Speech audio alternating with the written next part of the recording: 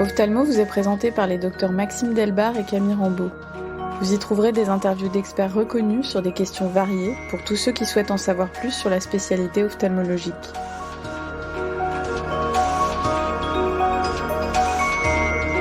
Le terme de chirurgie réfractive désigne l'ensemble des techniques chirurgicales qui ont pour but de corriger les défauts de vision.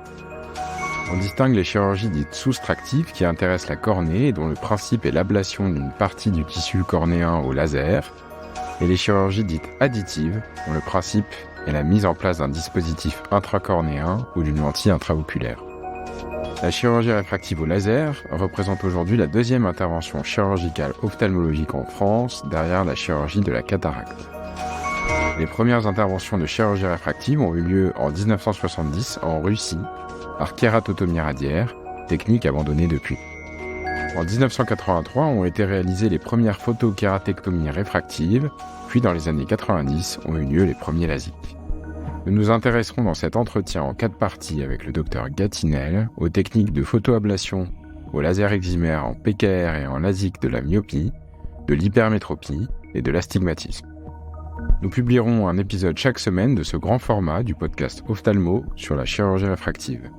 Aujourd'hui, premier épisode consacré au bilan préopératoire. Nous avons le plaisir d'accueillir aujourd'hui le docteur Damien Gatinel, qui est chef de service du service de chirurgie réfractive et du segmenteur à la Fondation Rothschild depuis 2007. Il est membre du comité exécutif de la Société internationale de chirurgie réfractive et membre du comité de recherche de l'ESCRS. Il participe au comité éditorial du Journal of Refractive Surgery. Et vous venez tout récemment d'être reconnu parmi les 100 ophtalmologistes les plus influents au monde. Bonjour docteur Gatinel. Bonjour. Nous allons commencer par des questions sur le bilan préopératoire. Est-ce que vous réalisez un ski à colle pour tout le monde ? La réponse est non. On réalise un ski à colle chez les patients myopes, jeunes, c'est-à-dire non presbytes. On le réalise également chez tous les hypermétropes jusqu'à l'âge de la presbytie. Au-delà, on juge qu'il n'est pas nécessaire de le faire étant donné, sauf cas très particulier, que la fonction accommodative décline et que l'accès au fond d'œil peut se faire par une simple dilatation médiaticum dont les effets dans le temps sont moins prolongés que ceux de la cycloplégie au cyclopentolate. Donc encore une fois, on utilise le cyclopentolate pour paralyser l'accommodation des patients qui accommodent beaucoup et on évite de l'utiliser chez les patients dont la fonction accommodative est déjà un petit peu compromise par un début de presbytie. En cas de strabisme préopératoire, est-ce qu'on peut opérer les myopes ?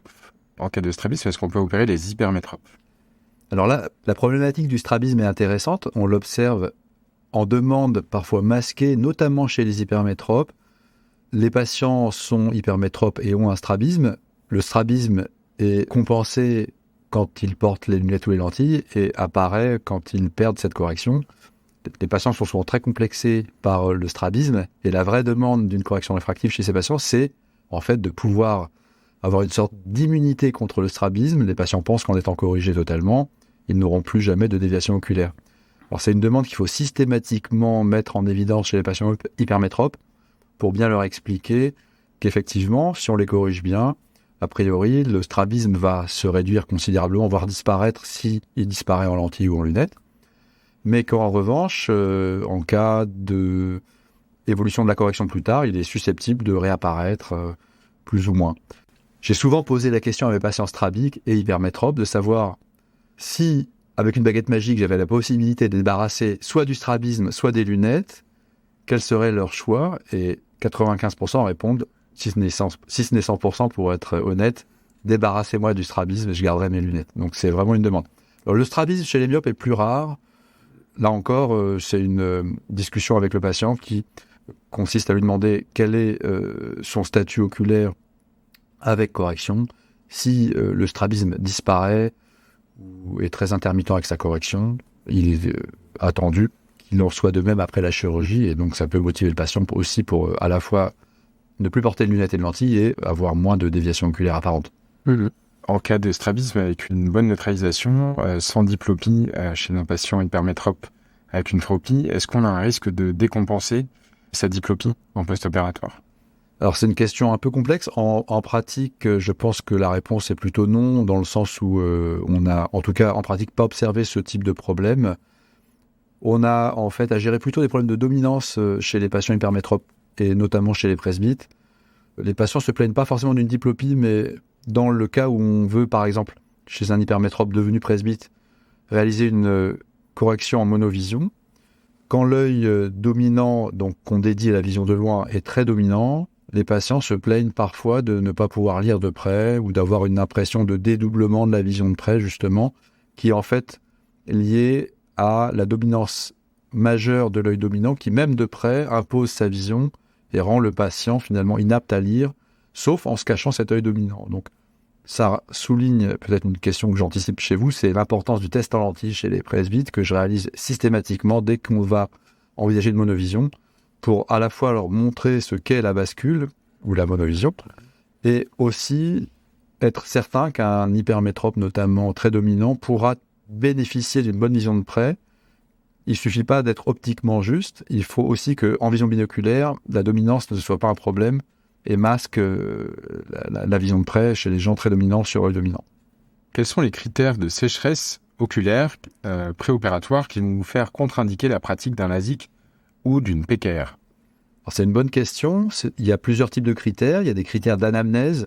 Les patients qui déclarent avoir besoin de larmes artificielles quand ils mettent leurs lentilles ne sont pas forcément des candidats à exclure. En réalité, ils représentent une majorité de patients qui viennent parce que justement, ils sentent que leur capital lentille, comme les patients disent, est en train de s'épuiser et qu'ils ont besoin de mettre des larmes. Donc ces patients, à partir du moment où le bilan révèle l'absence de kératite, l'absence de pathologie de la surface oculaire, un break-up time correct, au-delà de 5-6 secondes, on peut envisager une chirurgie réfractive chez eux en renforçant peut-être le traitement et en éventuellement parfois même posant des bouchons chez ceux chez qui on redoute vraiment la majoration de la sécheresse, plutôt les femmes, plutôt à partir de la quarantaine. À l'inverse, les patients qui déclarent avoir besoin de larmes artificielles même sans porter de lentilles sont généralement des patients avec lesquels on va avoir plutôt tendance à être réticent à opérer, en tout cas dans une première approche sans contrôle. Ils ont généralement des kératites, ils ont généralement des bléphaриtes aussi associés. Donc on fait un bilan à ce moment-là de surface oculaire, en essayant de faire la part du quantitatif et du qualitatif. On traite, on revoit les patients. Si la surface oculaire s'améliore, que la blépharite se réduit, que la cornée cicatrise, et que les patients sont motivés, on peut envisager une chirurgie. Cette fois-ci en posant systématiquement des bouchons, en ayant facilement recours parfois aussi à la cyclosporine, qui est un collyre qu'on avait la chance de pouvoir prescrire car il était disponible en pharmacie. Maintenant, c'est une prescription hospitalière ou alors c'est un prix assez conséquent. Mais voilà, dans ce contexte-là, les patients qui ont un break-up time effondré, une blépharite, un peu de kératite, qui ont un terrain propice, plutôt encore une fois les femmes, plutôt aussi des patients avec des pathologies générales, type bien sûr la polyarthrite, des patients sous tranquillisants, qui ont une thérapie générale qui peut majorer la sécheresse. Tous ces patients sont à exclure en première intention, mais pas forcément en deuxième si on arrive à maîtriser la sécheresse ensuite. Est-ce qu'il y a vous avez une préférence pour la technique? C'est-à-dire, est-ce que la PKR donnerait moins l'œil sec que le LASIK, notamment puisqu'on coupe les nerfs moins profondément, qu'il n'y a pas de découpe de capot? C'est une bonne remarque. Effectivement, on préfère, quand on a la possibilité de le faire, orienter les patients vers la PKR plutôt que le LASIK en cas de sécheresse importante. Pour la raison que vous avez mis en avant, c'est l'absence de section des troncs nerveux du plexus sous-épithélial qui provoque une sidération un peu du réflexe de larmoiement chez les patients qu'on opère en LASIK et qui existe moins chez les patients en PKR, les terminaisons nerveuses étant attaquées, si je puis dire, un peu comme si on faisait une analogie avec un arbre, par les feuilles plutôt que par les branches. Donc il y a une meilleure repousse de ces terminaisons après PKR et moins de sécheresse, voire parfois aussi chez les patients qui ont des problèmes un peu mixtes de sécheresse, d'instabilité épithéliale. On observe des améliorations comme après une PKT, une photokératectomie à visée thérapeutique, et une amélioration de l'état ressenti, en tout cas de la surface oculaire chez certains patients qu'on opère en PKR. Donc la PKR est toujours une bonne technique pour ces patients. Alors, vous venez justement de parler de certaines catégories de patients. C'est certes assez rare, mais est-ce qu'on peut opérer un patient qui a une maladie systémique? Alors, après, c'est au cas par cas, mais lupus, la polyarthrite, les diabétiques, c'est rare, mais est-ce qu'on les opère? Et puis, c'est encore une autre question. Le problème d'herpès, qu'est-ce que vous faites chez un patient qui aurait eu une kératite herpétique? Alors, je reprends les tableaux dans l'ordre. Donc, le premier tableau, celui des maladies systémiques. Tout dépend de la maladie. je vais être plus circonspect avec les patients qui présentent par exemple une polyarthrite rhumatoïde, puisque le syndrome de Gougerot-Regrenne, par exemple, peut facilement être associé à cette pathologie, même s'il n'existe pas au moment du bilan. On sait que la probabilité qu'il apparaisse plus tard n'est pas nulle. A fortiori, s'il y a déjà des signes de sécheresse cutanée, muqueuse, oculaire, etc., on va être assez prudent chez ces patients et peut-être rien faire ou une PKR à minima. D'autres maladies de système comme le lupus, le diabète ne posent pas de problème du tout pour la chirurgie réfractive. Les spondylarthrites ankylosante, qui sont fréquentes chez les patients jeunes aussi. On en a opéré suffisamment pour savoir qu'aujourd'hui, il n'y a pas de souci avec ces pathologies.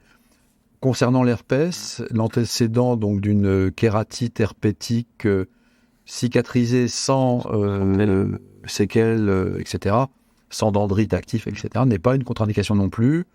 Il m'est arrivé de donner une prophylaxie par anti-herpétique voie orale chez les patients qui faisaient des crises assez récurrentes, notamment en cas de stress, parce que rien que le stress de la chirurgie réfractive peut occasionner chez ces patients une poussée.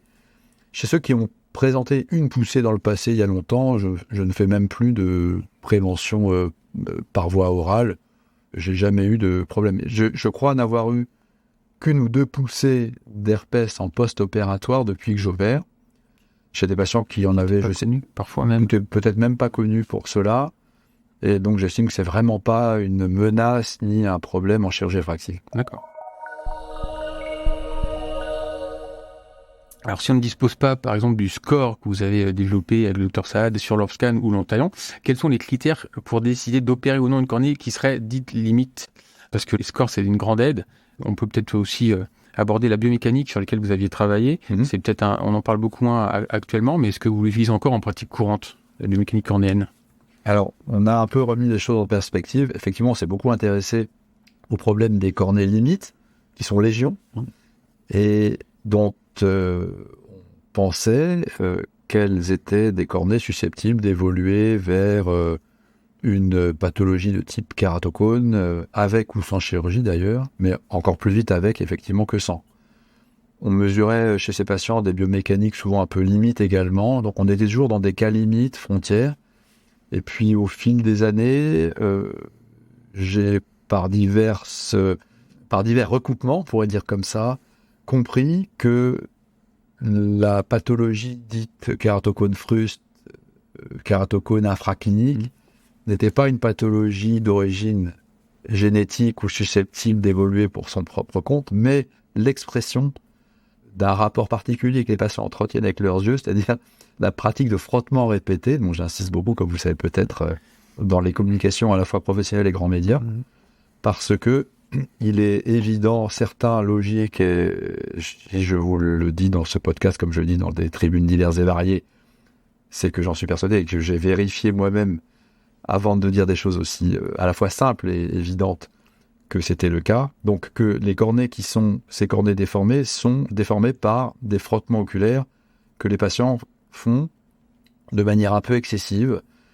Et c'est justement parce qu'il y a beaucoup de formes limites que l'on est persuadé aujourd'hui qu'il s'agit d'un problème mécanique, parce que le kératocone, s'il était une maladie, on observerait moins ces formes limites. Il y a un spectre continu entre j'ai rien du tout des cornées parfaitement symétriques en elles-mêmes et symétriques entre les deux yeux, l'énantiomorphisme, jusqu'au kératocone avéré avec vraiment une vision effondrée, une kératométrie au-delà de 60, etc. Donc il y a un continuum total entre j'ai rien et j'ai ce kératocone. En médecine, en général, quand on a ça, c'est pas une cause, c'est pas une maladie, parce qu'il n'y a pas un continuum entre j'ai rien et j'ai quelque chose. Quand on a ça, il faut invoquer un problème externe, un facteur externe. Les facteurs externes, c'est les frottements. Donc, je fais un petit développement, excusez-moi, avant de répondre à votre question, mais ça vous expliquera pourquoi on a changé un peu notre attitude et notre interprétation. Donc, pour faire simple, aujourd'hui, quand on voit un patient qui vient avec une cornée un peu limite, on l'interroge beaucoup et on met systématiquement, si ce n'est la première visite, mais en tout cas la seconde, en évidence la pratique de frottement répété, toujours pareil avec les phalanges, plus qu'avec la pulpe des doigts. Ça peut être du maquillage vigoureux chez les jeunes femmes. On a beaucoup plus de cornées limites chez les jeunes femmes que chez les jeunes hommes. Chez les jeunes hommes, soit on a des vrais kératocones, soit on n'a pas grand-chose.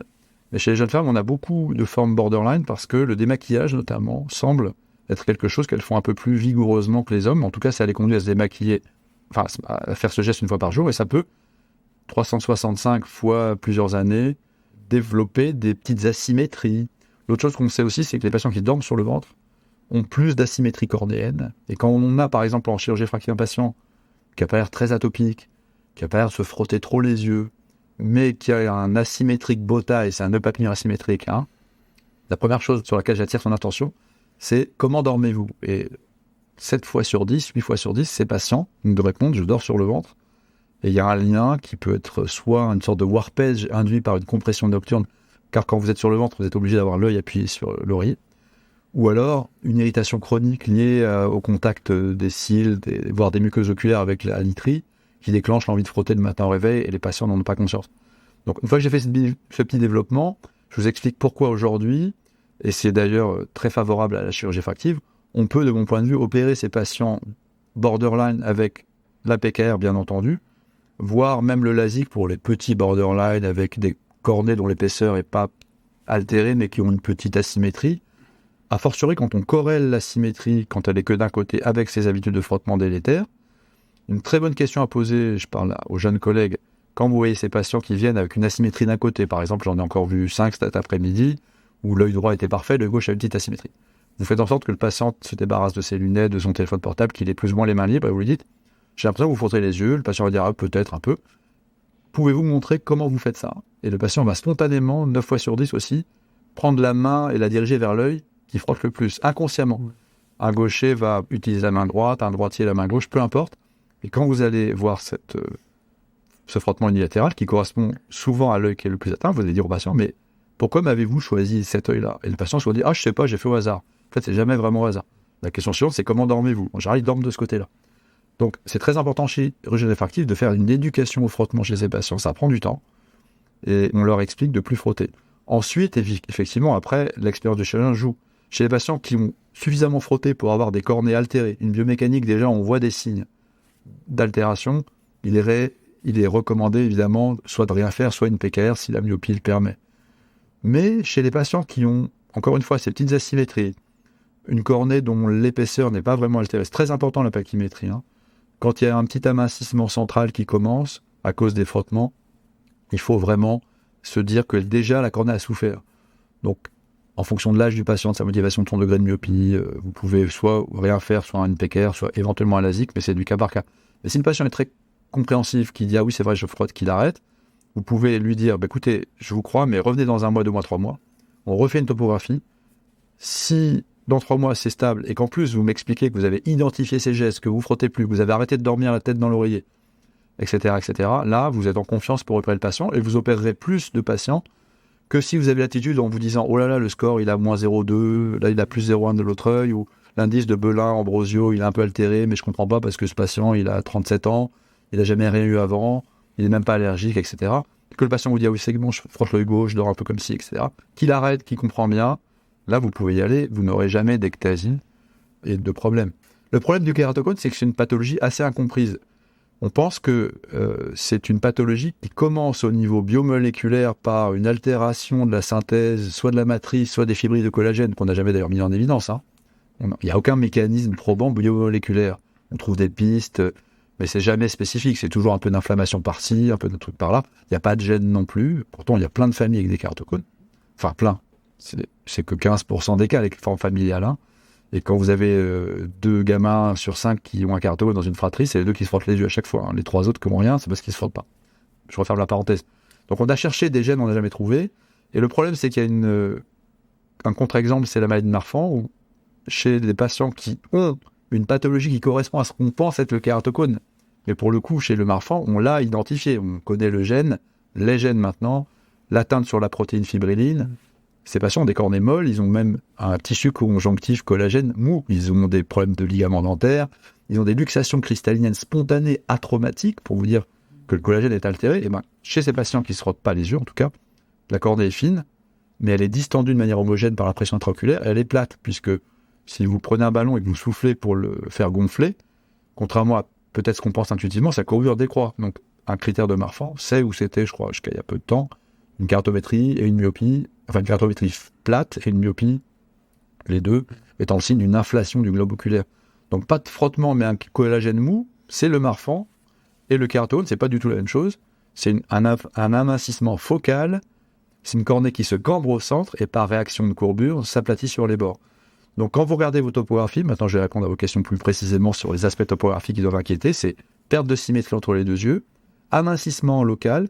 Si vous avez un patient qui vient avec une cornée à 490, un LASIK pour une cornée de myopie de -3, et que le patient ne veut pas la PKR, si la cornée est relativement fine partout, c'est-à-dire que si votre carte en pentacable est plutôt brune, hein, c'est-à-dire dans l'échelle du pentacable, en général, une cornée à moins de 500, elle commence à être orange ocre, c'est pas très embêtant. C'est mieux que si vous avez une cornée dont l'épaisseur est à peu près normale au bord et que ça s'amincit vers le centre. Parce que l'amincissement, il est lié à des frottements que le patient a répété suffisamment pour que ça commence à jouer sur le collagène, la matrice extracellulaire, et donc dans ces cas-là, il faut se méfier. Surtout si c'est que d'un côté, que c'est pas comme l'autre. Un petit astigmatisme inverse, très bon signe de frotteur invétéré. Des patients qui sont -1, -0,5 à 100. Si vous récupérez des ordonnances d'il y a 10 ans, vous verrez qu'ils sont en général à -0,75, mais pas le petit -1 à 100. Pourquoi il y a cet astigmatisme inverse ? Parce qu'en général, quand les gens frottent, la cornée commence à se relâcher biomécaniquement et elle s'aplatit verticalement. Il y a une sorte de, en anglais on dit un sag down, un affaiblissement un petit peu, hein, on imagine ce qui se passe, c'est-à-dire qu'il y a un petit couloir d'aplatissement vertical qui se fait à peu près jusqu'au niveau de la pupille ou des 2/3 supérieurs, puis après ça se cambre en inférieur. Pour compenser cet aplatissement vertical, par réaction aussi de coupling, il y a une augmentation de la courbure horizontale. Donc ça donne un astigmatisme à l'envers, against the rule, indirect. Et cet astigmatisme, c'est souvent un bon signe de frottement. Donc s'il y a un petit astigmatisme inverse, un petit amincissement localisé, c'est un patient qui frotte ses yeux. Et en fonction du degré de myopie, de l'âge du patient, de sa compliance, vous faites du cas par cas et vous dites oui, non, PKR, voilà. Mais astigmatisme inverse, très bon signe. Asymétrie, bien évidemment, mais ça va avec. Et c'est ça les signes les plus précoces qui doivent vous attirer l'attention sur les frottements et la possibilité d'un kératogone qui, je le rappelle encore une fois, ne va pas évoluer pour lui-même. Et on le sait parce qu'on a publié et on a aussi un article en cours de publication, là, en review, mais on va probablement être accepté. On a suivi des patients pendant 5 ans avec ces cornées borderline et des kératocones plus francs, et des patients qui arrêtent de frotter ne progressent jamais. On a aussi publié il y a quelques années un article où on avait analysé ce que devenaient les patients chez qui on faisait des PKR et pas des LASIK parce qu'ils avaient des cornées à risque. Et à l'époque, on était plus peut-être timide qu'aujourd'hui, donc on faisait des PKR assez facilement. Ces patients n'ont jamais développé d'ectasie, en tout cas ceux qu'on a suivis, qui ont répondu à notre enquête. Et on voit beaucoup moins d'ectasie qu'avant. Quand vous voyez un patient avec une ectasie unilatérale, c'est toujours intéressant aussi de se poser la question pourquoi il a fait l'ectasie à gauche et à droite et pas des deux yeux. On a aussi des ectasies bilatérales, mais souvent c'est unilatéral ou beaucoup plus marqué d'un côté que de l'autre. Et c'est pas forcément parce que le mur résiduel postérieur, c'est-à-dire l'épaisseur cornéenne qu'on a laissé sous le capot et après le laser est plus faible. Quand vous interrogez ces patients, vous retrouvez exactement comme chez les kératocones les mêmes histoires. Je me frotte plus cet œil-là et je dors sur cet œil. Donc, recommandation chez tous les patients opérés de LASIK que je donne systématiquement, ne dormez pas sur le ventre, ne mettez pas la main près de l'œil la nuit. Si c'est difficile pour vous, je vous donne des coques, entraînez-vous à dormir avec les coques parce que les coques vont vous faire prendre conscience de cette interaction matelas, œil, orbite, main, etc. la nuit. Donc c'est, j'espère, une chose qui va se répandre parce que moi ça me fait souffrir presque intellectuellement de voir encore des gens qui pensent que le kératocone c'est quelque chose qui peut apparaître sans frottement. Et moi-même j'ai été victime de cet enseignement il y a quelques années, victime entre guillemets. Et il faut complètement désapprendre ce qu'on a appris. Et quand on a ces clés d'interprétation, on comprend beaucoup mieux les trajectoires des patients, on soigne beaucoup mieux les gens qui ont un kératocone et on peut faire plus de réfractive. Parce que plutôt d'être inhibé face à un patient dont on se dit si c'est pas une bombe à retardement, au contraire, vous lui rendez un double service, vous l'opérez quand même, et vous lui dites arrêtez de frotter, et le patient colportera le message à ses enfants, qui arrêteront de frotter aussi, et c'est un cercle vertueux que vous mettez en route. Ça se rapproche de ce qu'on vient d'évoquer, les cas particuliers des topographies qui ont cet aspect en moustache et pseudo-DMP. Ouais. Comment vous les catégorisez ? Est-ce que vous opérez ce genre de patient et avec quelle technique ? Alors l'aspect en moustache est de pseudo-DMP, un dégénérescence pellucide marginale. C'est l'aspect ultime de mon point de vue, du frotteur qui va faire un couloir vertical très plat, une cambrure très inférieure. La DMP, elle est définie au départ nosologiquement par un article des années 50, bien avant la topographie cornéenne, sur des coupes de lampe à fente où on voit une cornée claire, pélucide veut dire clair, mais très déformée, avec un amincissement très inférieur. Et à l'époque, il n'y avait pas la topographie, donc on ne parlait même pas de l'aspect en aile de moulin inversée qui bave vers le bas. Hein. Donc c'est ça la DMP. Et ça n'a pas été vraiment une pathologie reconnue, par exemple outre-Atlantique, avant quelques années, quand les topographes sont apparus, où on a vu ces images très spectaculaires en moustache gauloise, en aile de moulin, etc., etc. Alors, pour moi, la DMP, je pense, et j'ai vu peu de cas typiques, c'est pas un kératocone dans le sens où on voit parfois ces images en moustache chez des patients qui ont un kératocone. La clinique de la DMP, elle est définie par l'apparition d'un astigmatisme inverse avec un amincissement paracentral très inférieur, donc on pourrait dire même un amincissement périque inférieur du limbe, bilatéral chez un patient qui n'avait pas trop de problèmes jusqu'à la quarantaine. Est-ce que c'est une pathologie qui relève des frottements ? Ça, je suis prudent moi-même, et tant que je n'ai pas vraiment suffisamment d'expérience, je n'irai pas jusque-là. Ce que je peux vous dire en revanche, c'est que les pseudo-DMP, qui sont des kératocones très inférieurs, qui en général sont observés chez des patients qui ont un Charles-Bell, un réflexe majeur. C'est très important quand vous avez un kératocone inférieur, de demander aux patients de fermer la paupière, de soulever de force. Vous verrez qu'ils ont un réflexe de Bell très important, c'est-à-dire que le globe subit une rotation supérieure très marquée. Et je pense que ce sont des patients qui, quand ils frottent, ont cet impact vers le bas de la cornée, ce qui donne des forces de cisaillement qui se distribuent à cet endroit-là, qui donne l'amincissement plutôt inférieur, un relâchement très marqué verticalement, une image de pseudo-DMP, mais la clinique ne va pas avec. Ils ont 25-30 ans, c'est d'un côté, pas de l'autre. Donc encore une fois, il y a beaucoup plus de pseudo-DMP que de vrais DMP. La vraie DMP, j'en ai vu quelques-unes, mais j'en ai vu 4 ou 5 en 20 ans.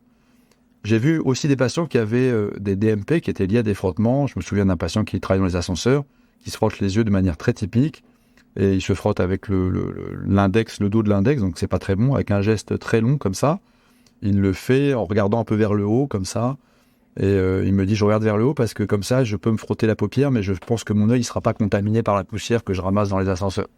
Il a l'âge de la DMP, ça a commencé à 40 ans, c'est plus marqué d'un côté que de l'autre, c'est pas un cas typique. Mais chez ces patients, en pratique, il n'est vraiment pas conseillé de faire de la chirurgie réfractive parce qu'ils ont beaucoup d'astigmatisme, parce que le capot, la zone inférieure est parfois très fine, à 350 microns, là on est vraiment, même si au centre c'est un peu plus, c'est pas conseillé.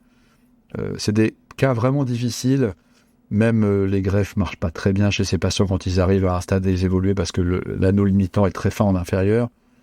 Et il faudrait mieux prévenir que guérir. Et quand il s'agit de gens qui frottent beaucoup, leur enseigner l'art de ne pas se frotter les yeux assez jeunes. Quant au vrai DMP, je vous dis c'est rare. Et ça, je n'ai pas identifié quelle était vraiment la pathologie. Mais c'est très spectaculaire et on le voit bien en topographie. Et c'est en général assez symétrique.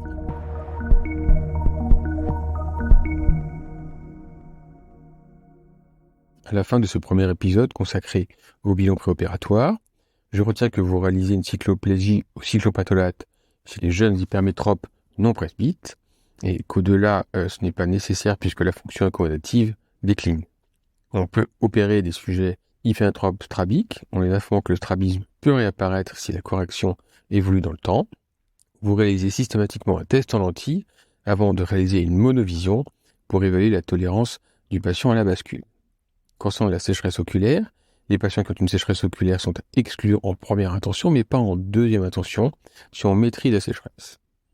Et ces patients seront plutôt orientés, lorsque c'est possible, vers une PKR.